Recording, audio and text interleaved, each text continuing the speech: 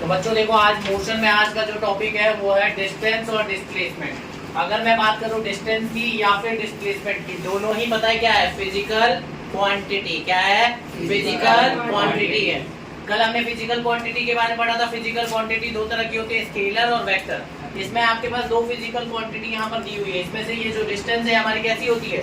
Scalar. और displacement क्या दी होती है? वेक्टर। तो अब हम इस चैप्टर में जो भी चीज पढ़ने वाले हैं ना, वो फिजिकल क्वांटिटीज पढ़ेंगे। तो आज हम दो फिजिकल क्वांटिटीज से शुरुआत कर रहे हैं, डिस्टेंस और डिस्प्लेसमेंट। डिस्टेंस हमारा स्केलर है और डिस्प्लेसमेंट हमारा वेक्टर है। तो आइए समझते हैं डिस्टेंस क्या होता है, डिस्प्लेसमेंट क्या होता है। ठीक है, मैंने क्या करा, एक लाइन खींची है, एक तरफ मैंने डिस्टेंस को लिखा है और एक तरफ डिस्प्लेसमेंट को। इसके कुछ पॉइंट्स यहाँ वाले पार्ट में और बाकी बचे हुए पॉइंट्स यहाँ पे, और उसके बाद आपके पास एक क्वेश्चन है प्रैक्टिस के लिए। अच्छा, डिस्टेंस और डिस्प्लेसमेंट को मैं आपको थोड़ा एक एग्जांपल लेके समझाता हूँ। पहले यहाँ पर उसी टाइप का क्वेश्चन एक यहाँ पर भी लिया है। ठीक है, तो आइए देखते हैं। एक बंदा है, ये पोजीशन ए से चलना चालू करता है, बी तक जाता है। बी से चल के वो कहाँ पहुंचता है? सी पे। आप ये एरो देख सकते हो। ठीक है, अब इस केस में डिस्टेंस और डिस्प्लेसमेंट क्या हुआ? Distance between A and C, distance and displacement between A and C क्या हुआ? मतलब हम दोनों चीज बताएंगे, डिस्टेंस और डिस्प्लेसमेंट। पता है कहां से कहां तक? ए से लेके सी तक में। ए से सी के बीच में डिस्टेंस क्या है और डिस्प्लेसमेंट क्या है? तो अगर यहाँ पे देख सकते हो तो डिस्टेंस पता है क्या है? A B plus B C. मतलब ए से लेके बी और बी से लेके सी जितना चला होगा वो हमारा क्या हो जाएगा? डिस्टेंस हो जाएगा। लेकिन डिस्प्लेसमेंट का मतलब जहां से शुरू किया था और जहां खत्म किया है उसके बीच का शॉर्टेस्ट रास्ता, वो हमारा क्या होगा? डिस्प्लेसमेंट। तो डिस्टेंस और डिस्प्लेसमेंट का सिंपल मतलब है, डिस्टेंस मतलब एक्चुअली जो आप चले, जितना रास्ते में चले, वो आपका क्या होगा? डिस्टेंस होगा। अगर मैं एक और एग्जांपल लूं ना, जैसे मान लो ये आपका स्कूल है और ये आपका घर है। अब ऐसे घूम के दोस्त के घर से, मार्केट से होते हुए टहल के अपने घर पहुंचे, तो ये जितना आप चले ये डिस्टेंस था। ठीक है, लेकिन स्कूल और घर के बीच में जो डिस्प्लेसमेंट होगा वो सबसे छोटा रास्ता क्या कहलाएगा? डिस्प्लेसमेंट। क्या कहलाएगा? डिस्प्लेसमेंट। सबसे छोटा रास्ता है वो हमारा डिस्प्लेसमेंट है, लेकिन एक्चुअली जो मैं मूव करके आया हूँ वो डिस्टेंस है। अच्छा, डिस्टेंस और डिस्प्लेसमेंट सेम हो सकते हैं। अगर मान लो कि कोई व्यक्ति यहाँ से यहाँ डायरेक्टली जाता तो डिस्टेंस वही रहता और डिस्प्लेसमेंट भी वही रहता। तो डिस्टेंस का सिंपल मतलब क्या है? आइए डेफिनेशन पढ़ के समझते हैं। The actual length of the path covered by a moving body irrespective of the direction in which it travels is known as distance. मतलब क्या है? एक्चुअल लेंथ जो बॉडी ने कवर करी, actual length of the path, path मतलब रास्ता, रास्ते का जो एक्चुअल लेंथ, एक्चुअल दूरी जो उसने तय करी बॉडी ने, इससे कोई फर्क नहीं पड़ता कि उसकी डायरेक्शन किधर थी, कैसे थी, कोई फर्क नहीं पड़ता, डायरेक्शन को लेना ही नहीं है। डिस्टेंस का सिंपल मतलब यही है कि जो पाथ यानी जो रास्ता था उस पे इसने एक्चुअली कितना मूव करा, उसी को हम लोग क्या बोलेंगे? डिस्टेंस बोलेंगे। डायरेक्शन आपकी किधर भी हो, किधर भी डायरेक्शन में उसने ट्रेवल किया हो, फर्क नहीं पड़ता है। जितना उसने चला होगा, एक्चुअल दूरी, एक्चुअल लेंथ उसने ट्रेवल करी होगी पाथ की, उसी को हम लोग क्या बोलेंगे? डिस्टेंस बोलेंगे। लेकिन डिस्प्लेसमेंट में ऐसा नहीं है। डिस्प्लेसमेंट का मतलब क्या है? द शॉर्टेस्ट और straight line distance between the initial and final position along with the direction is known as displacement. Displacement का मतलब क्या है कि वो सबसे छोटा रास्ता जहां से शुरू किया गया, मतलब शुरू मतलब इनिशियल पोजीशन, जहां खत्म किया गया मतलब फाइनल पोजीशन।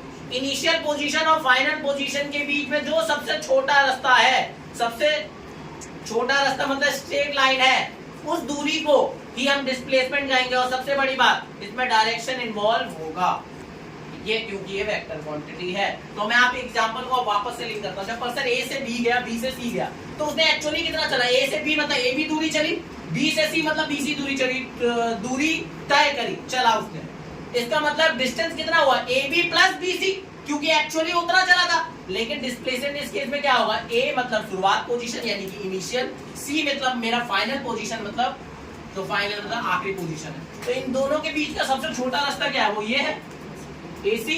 तो मेरा AC क्या हो जाएगा? डिस्प्लेसमेंट। क्लियर है बात? और इसका फर्स्ट पॉइंट क्लियर है। फर्स्ट पॉइंट इसकी डेफिनेशन। ठीक है, अच्छा, इसी डेफिनेशन को हम मैंने शॉर्ट में समझाने की कोशिश करी है कि डिस्टेंस का मतलब क्या होता है?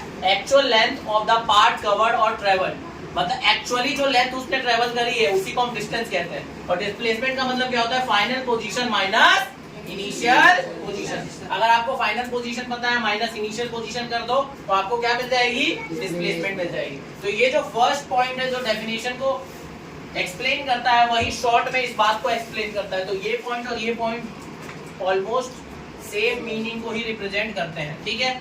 तो ये जब पॉइंट आएगा तो इसके साथ ही लिंक करना है, ठीक है। आगे देखो अगला पॉइंट, अगला पॉइंट क्या है, distance is a scalar quantity. Distance scalar quantity है, मतलब इसमें केवल मैग्नीट्यूड की बात होगी, ठीक है, केवल और केवल मैग्नीट्यूड की बात होगी, डायरेक्शन से कोई मतलब नहीं है। लेकिन अगर मैं बात करूं डिस्प्लेसमेंट की तो डिस्प्लेसमेंट मेरी कैसी क्वांटिटी है, वेक्टर क्वांटिटी है। मतलब इसमें मैग्नीट्यूड के साथ साथ आपको क्या चीज ध्यान रखनी होगी, डायरेक्शन भी, ठीक है। तो अगला पॉइंट, डिस्टेंस को हम लोग किससे रिप्रेजेंट करते हैं, मतलब डिस्टेंस को शो करने के लिए हम किस सिंबल का इस्तेमाल करते हैं, डी या फिर एस का इस्तेमाल करते हैं। छोटा डी नहीं तो छोटा एस। और डिस्प्लेसमेंट को हम लोग छोटे एस से रिप्रेजेंट करते हैं, ठीक है। एसआई यूनिट ऑफ डिस्टेंस जो है वो मीटर है। मतलब एसआई यूनिट का मतलब क्या होता है, स्टैंडर्ड यूनिट। एसआई यूनिट वो क्या है हमारी डिस्टेंस की, वो मीटर है। मीटर की स्पेलिंग ये होती है और एन से हम इसको दिखाते हैं। और इसकी एसआई यूनिट क्या है डिस्प्लेसमेंट की, वो भी क्या है, मीटर है, ठीक है। यहाँ तक बात क्लियर है, कोई डाउट? एक बार आप लोग इसको रीड करिए। तो देखो मैंने आपको यहाँ तक ये पॉइंट्स क्लियर कर दिए हैं, कोई डाउट है इसमें? आप लोगों ने रीड कर लिए होंगे। इसके बाद देखो यहाँ एसआई यूनिट का मतलब क्या हो जाता है, सिस्टम है इंटरनेशनल है। एस मतलब सिस्टम है, आई मतलब इंटरनेशनल है। अगर इंग्लिश में बोलूं तो इंटरनेशनल सिस्टम ऑफ यूनिट्स। इसका मतलब यही है कि एक ऐसी यूनिट जो हर जगह एक्सेप्टेड होती है। तो किसी भी फिजिकल यूनिट की एक स्टैंडर्ड यूनिट होगी, वो आपको हमेशा ध्यान रखनी है, ठीक है। तो अगर मैं डिस्टेंस की बात करूं या डिस्प्लेसमेंट की बात करूं तो दोनों की एसआई यूनिट क्या है हमारी, मीटर। मीटर को हम कैसे दिखाते हैं, सिंबल में एल से, ठीक है। तो कोई यहाँ पर कोई डाउट है यहाँ तक? नहीं है, नहीं, ओके। चलो अगला पॉइंट देखो, ये पॉइंट मैं आपको ऑलरेडी एक्सप्लेन कर चुका, ये वाला, the distance travelled by a moving body. Moving body मतलब चलने वाली बॉडी, जो चल रही है, रुकी हुई नहीं है। तो जो मूविंग बॉडी है उसके द्वारा जो डिस्टेंस ट्रेवल करा जाता है वो कभी भी जीरो नहीं हो सकता। मैंने मूविंग बॉडी की बात करी है। एक बॉडी जो मूविंग पोजीशन में है तो उसके द्वारा कभी भी डिस्टेंस जो है वो जीरो नहीं होगा। लेकिन अगर मैं बात करूं डिस्प्लेसमेंट के केस में, लेकिन जो फाइनल डिस्प्लेसमेंट होगा किसी भी मूविंग बॉडी का, एक मूविंग बॉडी का जो फाइनल डिस्प्लेसमेंट है वो जीरो हो सकता है, लेकिन मूविंग बॉडी का डिस्टेंस कभी भी जीरो नहीं हो सकता। अब आपके दिमाग में क्वेश्चन आ रहा होगा भैया कैसे, वो ऐसे देखो, एक पर्सन है या फिर एक ऑब्जेक्ट है, वो क्या कर रहा, पॉइंट ए से चलना चालू करा और वापस से पॉइंट ए पे आ गया। तो पॉइंट ए से लेके पॉइंट ए तक डिस्टेंस कितना ट्रेवल हुआ। आप एक सर्कल पाथ में घूम रहे हो तो सर्कल पाथ में जिस पॉइंट से चालू किया और जिस पॉइंट पे खत्म किया तो एक सर्कल बनाएगा। और सर्कल का जो सर्कमफ्रेंस होता है वो हम किससे निकालते हैं, 2πr से। तो दूरी भी उतनी ही होगी 2πr के बराबर, यानी कि सर्कमफ्रेंस ऑफ सर्कल के बराबर, हाँ कि नहीं, बोलो, सर्कमफ्रेंस ऑफ सर्कल पाथ के बराबर होगी, ठीक है। लेकिन अगर आप यहाँ पे डिस्प्लेसमेंट की बात करो, अगर आप ए से चलना चालू किया और ए पे आ गए तो डिस्प्लेसमेंट जीरो होगा, क्योंकि फाइनल पोजीशन क्या है, ए, और इनिशियल पोजीशन भी क्या है, ए। तो चला कितना, स्ट्रेट पाथ क्या होगा, कुछ भी नहीं।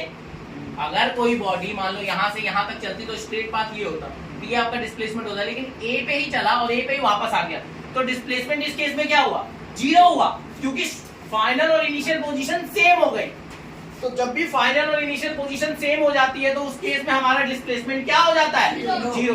तो यहाँ पर एक बात, ये पॉइंट को वापस से समराइज कर देता हूँ कि कभी भी कोई बॉडी मूविंग है तो उसमें डिस्टेंस कभी भी जीरो नहीं होगा, लेकिन डिस्प्लेसमेंट जीरो हो सकता है, डिस्प्लेसमेंट जीरो हो सकता है। तो मूविंग बॉडी का डिस्टेंस कभी भी जीरो नहीं होता, लेकिन डिस्प्लेसमेंट जो है वो जीरो हो सकता है, ठीक है। अच्छा एक चीज और ध्यान रखना, डिस्प्लेसमेंट नेगेटिव भी आ सकता है कभी कभी किसी किसी केस में, ठीक है। लेकिन जो डिस्टेंस है वो हमेशा डिस्टेंस जो है वो कभी मूविंग बॉडी का जीरो नहीं होता, ये बात याद रखना। ये मूविंग बॉडी के केस में ये बात क्लियर है, कोई डाउट इसमें नहीं। चलो अब यहाँ पर एग्जांपल दिया है डिस्टेंस का और यहाँ पर एग्जांपल दिया गया है डिस्प्लेसमेंट का। आइए डिस्टेंस का एग्जांपल देखते हैं। If a car covers a distance 50 kilometre, अगर एक कार है वो 50 किलोमीटर की दूरी तय करती है, देन द एक्सप्रेशन 50 किलोमीटर। तो देखो अगर मैं कहता हूँ कि कोई कार 50 किलोमीटर चली तो ये जो 50 किलोमीटर जो बात कही जा रही है, जो लाइन कही जा रही है, ये डिस्टेंस को शो कर रही है। क्योंकि डिस्टेंस में केवल किसकी जरूरत होती है, केवल मैग्नीट्यूड, नापने वाला काम, बस मैग्नीट्यूड साइज की बात हो रही है कि 50 किलोमीटर चला तो 50 किलोमीटर है, डिस्टेंस को दिखाता है, डायरेक्शन का कोई बात हुआ नहीं। लेकिन आप डिस्प्लेसमेंट में देखो, अगर एक कार 50 किलोमीटर ईस्ट डायरेक्शन में चलती है तो यहाँ पर 50 किलोमीटर टुवर्ड्स ईस्ट, जो आपको ये लाइन दिख रही है, ये जो लाइन है ये आपकी किसको शो कर रही है, डिस्प्लेसमेंट को। कैसे देखो, ये मैग्नीट्यूड हो गया और ईस्ट जो है वो डायरेक्शन को शो कर रहा है, तो मैग्नीट्यूड के साथ साथ डायरेक्शन भी आ रहा है, तभी इसको क्या कहा जा रहा है, डिस्प्लेसमेंट। क्योंकि हम डिस्टेंस को किस में नापते हैं, मीटर में नापते हैं, SI यूनिट। लेकिन अगर SI यूनिट को छोड़ दो तो एक और यूनिट होती है ना, उसके अलावा अदर यूनिट किलोमीटर। तो किलोमीटर का आपका ये मैग्नीट्यूड आ गया, 50 किलोमीटर एक कार दूरी पे तय कर चुकी है और ईस्टी डायरेक्शन में करिए, तो मैं क्या कह रहा हूँ, मैग्नीट्यूड के साथ साथ डायरेक्शन भी कह रहा हूँ। तो यार 50 किलोमीटर टुवर्ड्स ईस्ट, ये जो एक्सप्रेशन है, ये जो लाइन है, ये क्या डिनोट कर रही है, डिस्प्लेसमेंट को डिनोट कर रही है, डिस्प्लेसमेंट को बता रही है। ये सारे पॉइंट्स आपके डिस्टेंस और डिस्प्लेसमेंट के बारे में मेन इंपॉर्टेंट पॉइंट्स हैं। एग्जाम में आप डिफरेंस भी लिख सकते हो अगर आता है तो, और बाकी अगर डेफिनेशन आती है what is distance, what is distance unit, तो उसको लिख सकते हो। कोई भी क्वेश्चन बन जाए थ्योरेटिकल आराम से कर सकते हो। और इसके अलावा एनसीईआरटी में जब आप क्वेश्चन करोगे तो जीरो और नहीं, जीरो मूविंग बॉडी का नहीं हो सकता डिस्टेंस, और ये जीरो हो सकता है, इस पे भी एक क्वेश्चन है, ठीक है। तो एनसीईआरटी का जब क्वेश्चन करोगे तो उसमें हेल्प होगी। इसके अलावा प्रैक्टिस क्वेश्चन के लिए आपके पास एक क्वेश्चन दिया हुआ है, क्या है देखो, एक पर्सन है, वो ए पोजीशन से बी पे जाता है, फिर बी से कहाँ जाता है, सी पे। कह रहा है कि क्या डिस्टेंस और डिस्प्लेसमेंट होगा ए और सी के बीच में। तो दो क्वेश्चन दिए, ए से देखो, ए से वो बी तक गया, बी से वो सी तक गया। ए और बी के बीच में दूरी 5 किलोमीटर और बी और सी के बीच की दूरी कितनी है, 6 किलोमीटर, स्ट्रेट पाथ है, ठीक है। तो डिस्टेंस इस केस में क्या हो जाएगा बताओ, A B plus B C, total कितना हो जाएगा बताओ, ए बी 5 प्लस 6, तो कितना हो जाएगा 11 किलोमीटर, ठीक है। अगर आप डिस्प्लेसमेंट को देखो तो डिस्प्लेसमेंट कितना हो जाएगा, इनिशियल और फाइनल, तो ए सी जो कि कितना है 6 5 11। अच्छा इस केस में सेम आ गया, क्यों आया सेम बताओ, क्योंकि बिल्कुल ये स्ट्रेट लाइन है। अगर ये लाइन स्ट्रेट नहीं होती तो उस केस में मामला अलग हो सकता था। जैसे कि अगला केस देखो, ए से बी गया, ये 7 किलोमीटर था, बी से सी गया, वो 5 किलोमीटर था, लेकिन ए और सी के बीच की दूरी वो 9 किलोमीटर थी। तो इस केस में डिस्टेंस क्या होगा हमारा, वही ए से बी तक गया था, क्योंकि क्वेश्चन में बोला ना ए से कहां गया, बी तक, ए बी प्लस में बी सी, तो 7 प्लस 5 यानी कि कितना हो गया 12 किलोमीटर, ठीक है। अब डिस्प्लेसमेंट को देखो, इनिशियल ए फाइनल सी, तो क्या हो जाएगा 9 सी यानी कि 9 किलोमीटर। समझ आ गई बात, 9 किलोमीटर टुवर्ड्स सी, 9 किलोमीटर टुवर्ड्स सी, डायरेक्शन भी अगर मेंशन करनी है तो, ठीक है। आई बात समझ। अच्छा एक मैं आपको एक जनरल पर्सपेक्टिव बता दूं, जब हम न्यूमेरिकल सॉल्व करते हैं तो जनरली डायरेक्शन को नहीं लेके चलते हैं, क्योंकि न्यूमेरिकल सॉल्व करते वक्त हमें डायरेक्शन इतना मायने नहीं रखता कुछ कुछ क्वेश्चनों में, ठीक है। आपके में बहुत सारे क्वेश्चन आएंगे जहां डायरेक्शन को इन्वॉल्व नहीं करा जाएगा, लेकिन इसका मतलब ये बिल्कुल नहीं है कि डिस्प्लेसमेंट स्केलर क्वांटिटी हो जाएगा अगर उसमें डायरेक्शन नहीं बोला जा रहा। तो न्यूमेरिकल सॉल्व करते हो बहुत बार हम लोग डायरेक्शन का वो इतना नहीं देखते, क्योंकि हमें वैल्यू लानी होती है, ठीक है, हमें आंसर्स लाने होते हैं डिस्प्लेसमेंट के, तो इस वक्त उस वक्त हम इग्नोर कर देते हैं। लेकिन इससे ये बिल्कुल मतलब नहीं है कि डिस्प्लेसमेंट स्केलर क्वांटिटी हो जाएगी, डिस्प्लेसमेंट वेक्टर क्वांटिटी है। क्यों, क्योंकि उसमें मैग्नीट्यूड के साथ साथ क्या क्या आती है, डायरेक्शन भी आता है। इसके बाद मैं आपको एक क्वेश्चन कराता हूँ, एक क्वेश्चन करते हैं, एक फार्मर वाला क्वेश्चन है, ठीक है, वो करते हैं, ठीक है। तो देखो मैंने आपको कहा था एक क्वेश्चन करेंगे, तो सेकंड प्रैक्टिस क्वेश्चन है, क्या एक किसान है वो मूव करता है स्क्वायर फील्ड की बाउंड्री, मतलब उसकी बाउंड्री के चारों तरफ, जिसकी साइड कितनी दी हुई है 10 मीटर दी हुई है, और ऐसा करने के लिए कितना लेता है 40 सेकंड लेता है।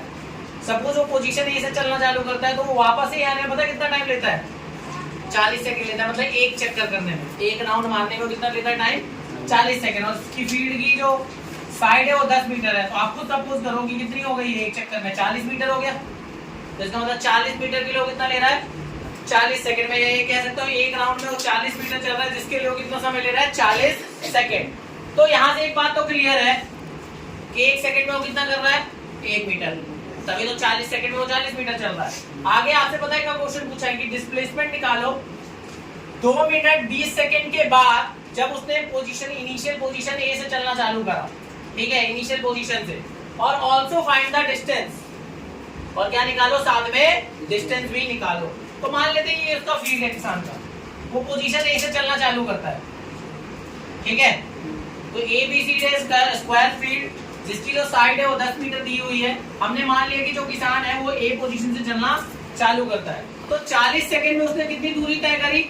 इसके पेरीमीटर के बराबर होगा वो 4 इंटू साइड। 4 इंटू साइड मतलब स्क्वायर फुट का पेरीमीटर कैसे निकालते हैं? 4 को उसकी साइड से मल्टीप्लाई करके, तो 40 मीटर आ गया। यानी कि 40 सेकंड में उसने कितना चला? 40 मीटर। तो 1 सेकंड में वो कितनी दूरी तय करेगा? 1 मीटर। 40 डिवाइड बाय 40 1 मीटर आ जाएगा। इसके बाद देखो आप, इसके बाद 2 मिनट 20 सेकंड में कितना टाइम होता है? सेकंड में निकालो आप। 1 मिनट में 60 सेकंड है, तो 2 मिनट में कितने होंगे? 120। 120 प्लस 20 कितने हो जाएंगे? 140 सेकंड। तो 140 सेकंड में कितनी दूरी तय करेगा वो? 1 सेकंड में 1 मीटर कर रहा था, तो 140 सेकंड में कितनी करेगा? 140 मीटर। अगर मैं राउंड में बात करूं तो यहाँ से देखो, 40 मीटर को 40 सेकंड में कर रहा था वो, तो एक राउंड में कितने सेकंड लग रहे थे? 40 सेकंड लग रहे थे। या मैं कह सकता हूँ कि एक राउंड में 40 मीटर दूरी तय कर रहा है वो, 2 राउंड में 80 मीटर, 3 राउंड में 120 मीटर, या मैं कहूँ 120 सेकंड लग रहे हैं। तो 140 सेकंड के बाद वो कहाँ होगा? पहले राउंड यानी 40 मीटर के बाद यहाँ था, दूसरा राउंड यानी 80 मीटर के बाद यहाँ ए पे था, तीसरा राउंड पे भी ए पे था, चौथा जब राउंड होगा, चौथा राउंड तो पूरा ही नहीं कर पाया क्योंकि टोटल दूरी 140 ही थी, तो 120 मीटर के बाद तो यहाँ था। अब बचे कितने मीटर? और उसके बाद 20 मीटर और बचे, और 20 सेकंड और बचे, तो ये कहाँ पहुंचेगा? सी पे। तो मतलब 3.5 राउंड, या फिर हम कहें 2 मिनट और 20 सेकंड के बाद, यानी कि 140 सेकंड के बाद वो सी पोजीशन पे होगा। तो इस दौरान उसने कितनी दूरी तय करी? 3.5 राउंड, या फिर हम कह सकते हैं 140 मीटर। तो डिस्टेंस हमने निकाल लिया। टाइम क्या होगा, मतलब डिस्प्लेसमेंट क्या होगा? वो ए से चलना चालू किया तो 2 मिनट 20 सेकंड के बाद वो सी पे पहुंचा, 3 चक्कर और आधा चक्कर और, यानी कि 3.5 चक्कर 140 मीटर था जो सी पे पहुंचा। तो उसका डिस्प्लेसमेंट क्या होगा? इनिशियल और फाइनल के बीच की दूरी। तो इनिशियल और फाइनल के बीच की दूरी AC है। AC निकालने के लिए देखो, ये हमारा स्क्वायर शेप है, यहाँ 90 बन रहा होगा, तो हम लोग क्या लगा लेंगे इस ट्रायंगल में? Pythagoras theorem. तो AC निकालने के लिए हमने पाइथागोरस थ्योरम लगाया। यहाँ पर देख लो, रूट पे AB square plus BC square. AB मेरा 10 है तो BC भी मेरा 10 ही होगा, क्योंकि स्क्वायर की साइड बराबर ही होती है। तो यहाँ पर मैंने पुट करा 10 का स्क्वायर 100, 10 का स्क्वायर 100, 100 प्लस 100 200। यहाँ पर AC मेरा आ गया 200 मीटर, रूट 200 मीटर। तो मेरा डिस्प्लेसमेंट कितना आ जाएगा? Root 200 metre. क्या आपको ये क्वेश्चन क्लियर है? Any doubts? है कोई डाउट? ठीक है, चलो। तो देखो, अभी हमने एक क्वेश्चन करा फार्मर वाला, मेरे ख्याल से आपको समझ आ गया होगा। अब अगला टॉपिक पता है क्या है? यूनिफॉर्म मोशन और नॉन यूनिफॉर्म मोशन। उसको ध्यान से सुनना, तो सब अपनी आंखें और कान खुली कर लो ताकि हम इसको समझ सकें, ठीक है? क्योंकि अगर ये नहीं समझ आया तो आगे के सारे टॉपिक नहीं समझ आना बंद हो जाएंगे। तो देखो, uniform motion, non uniform motion क्या होता है? यूनिफॉर्म मतलब होता है कांस्टेंट, यूनिफॉर्म मतलब कांस्टेंट, नॉन यूनिफॉर्म मतलब विच इज नॉट कांस्टेंट, ठीक है? तो अब समझते हैं क्या मतलब होता है यूनिफॉर्म का। पहले मैं आपके लिए डेफिनेशन पढ़ता हूँ यूनिफॉर्म की, ठीक है? देखो, पढ़ो। A body has uniform motion. एक बॉडी के पास यूनिफॉर्म मोशन होगी या वो यूनिफॉर्म मोशन में होगा अगर, इफ मतलब अगर वह ट्रेवल करे इक्वल डिस्टेंस। इक्वल डिस्टेंस का मतलब क्या होता है? बराबर दूरी। अगर वो बॉडी इक्वल डिस्टेंस ट्रेवल कर रही है इन इक्वल टाइम इंटरवल, इससे कोई फर्क नहीं पड़ता कि वो टाइम इंटरवल कितना भी छोटा हो सकता है वो 1 सेकंड का टाइम इंटरवल हो सकता है वो 1 घंटे का हो सकता है वो 2 घंटे का हो, उससे कोई फर्क नहीं पड़ता है। तो कहने का मतलब है कि अगर कोई बॉडी एक टाइम इंटरवल में, इक्वल टाइम इंटरवल में इक्वल दूरी तय करती है तो यो यूनिफॉर्म मोशन में कहलाएगी। और अगर कोई body, a body has non uniform motion, और अगर एक बॉडी नॉन यूनिफॉर्म मोशन में है वो तब होगी ऐसा जब वो ट्रेवल करे unequal distance in equal interval of time. मतलब एक बॉडी को मैं यूनिफॉर्म मोशन में तब कहूंगा जब वो equal distance equal time interval में तय करेगी, कवर करेगी। लेकिन अगर बॉडी अनइक्वल डिस्टेंस ट्रेवल करती है इक्वल टाइम इंटरवल में तो मैं कहूंगा उसे नॉन यूनिफॉर्म मोशन। मुझे पता है हो सकता है आपको बात ना समझ आई हो, तो आइए इधर देखते हैं। अब यहाँ देखो, पहला सेकंड 1 सेकंड, ये मेरा टाइम इंटरवल है। क्या है मेरा? ये टाइम इंटरवल मेरा 1-1 सेकंड का। ये पहला सेकंड 1 सेकंड, ये दूसरा सेकंड है, ये तीसरा सेकंड है। पहले सेकंड पे एक कोई बॉडी ए थी, एक बॉडी बी है, ठीक है? ये बॉडी ए ने पहले सेकंड में 10 मीटर की दूरी तय करी, जब दूसरा सेकंड हुआ तो उसकी टोटल दूरी 20 हो गई, लेकिन वो दूसरे सेकंड में 20 ही चली गई, फिर तीसरे सेकंड में वो 20 चली। समझो, मैं ए बॉडी, पहला सेकंड बीटा मैंने 10 मीटर की दूरी तय कर, ठीक है, दूसरा सेकंड बीटा और 10 मीटर चल गया, मतलब टोटल कितना चल चुका हूँ 20। तीसरा सेकंड बीटा टोटल 30 चल चुका हूँ, लेकिन तीसरे सेकंड में कितना चला 10, तीसरे सेकंड में 10 चला, जो दूसरा सेकंड था उसमें भी 10 चला, और जो पहला सेकंड था उसमें भी 10 चला। तो पहले सेकंड में 10 मीटर, दूसरे सेकंड में भी 10 मीटर और तीसरे सेकंड में भी 10। मैं लेकिन 3 सेकंड के बाद टोटल दूरी देखी जाए तो कितनी है, ए की 30 है, और टोटल टाइम कितना है 3 है। ये बात क्लियर है। लेकिन आप समझो, हर इंटरवल में, हर टाइम इंटरवल में, यहाँ टाइम इंटरवल हमने क्या क्या लिया है, 1-1 सेकंड का, तो हर टाइम इंटरवल में मतलब हर एक सेकंड में 10 मीटर, उससे अगले सेकंड में भी 10 मीटर, उससे अगले सेकंड में भी 10 मीटर। अगर बॉडी इक्वल डिस्टेंस ट्रेवल कर रही है इक्वल टाइम इंटरवल में, तो हर सेकंड में 10 मीटर, तो ये क्या कहलाएगा, ए वाला बॉडी यूनिफॉर्म मोशन में। ऊपर वाले को देखो, बी वाले ने क्या करा, पहले सेकंड में 10 मीटर चला, देखो पहले मैं मान लो बी बॉडी, पहले सेकंड में 10 मीटर, जब दूसरा सेकंड आया तो मैं टोटल चल गया कितने, दूसरे सेकंड में 20 चला, टोटल कितनी दूरी हो गई 30, दूसरे में 20 चला, और टोटली देखा जाए तो शुरू से 30 चला।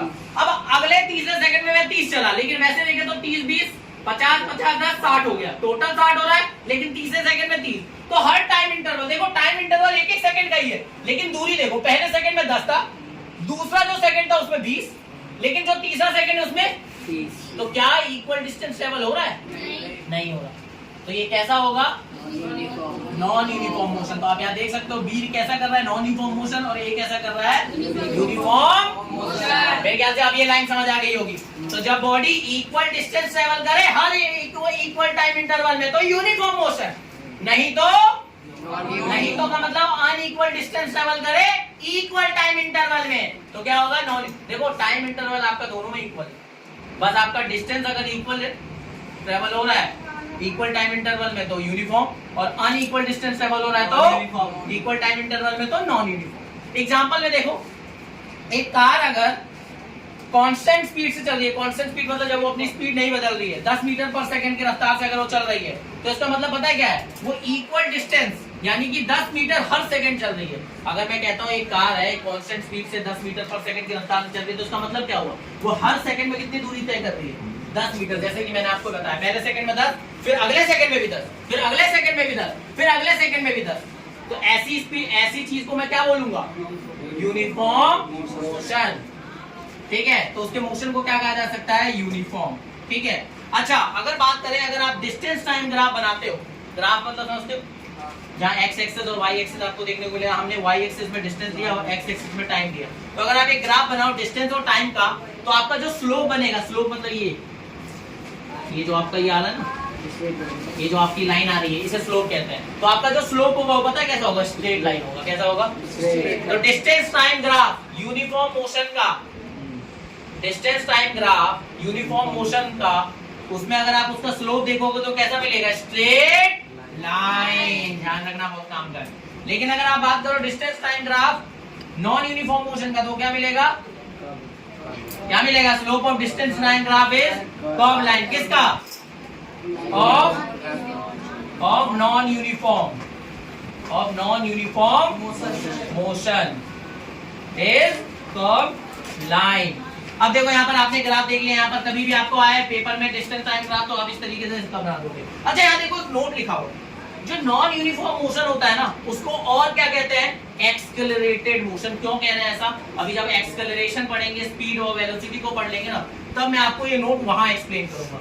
अभी आप यहाँ ध्यान रख लो कि नॉन यूनिफॉर्म मोशन को हम लोग एक्सेलरेटेड मोशन कहते हैं। अब एक्सेलरेटेड मोशन को समझने के लिए पहले आपको एक्सेलरेशन समझना होगा, और उसको भी समझने से पहले आपको स्पीड और वेलोसिटी समझना होगा। तो ये नोट को मैं यहाँ पॉज रख रहा हूँ, आगे वाले टॉपिक में आपको ये नोट वापस से रिकैप करवाऊंगा, क्या मतलब है इसका, ठीक है। फिलहाल के लिए अगर कोई डाउट हो तो मुझे बताओ। Any doubts? नो। चलो ठीक है।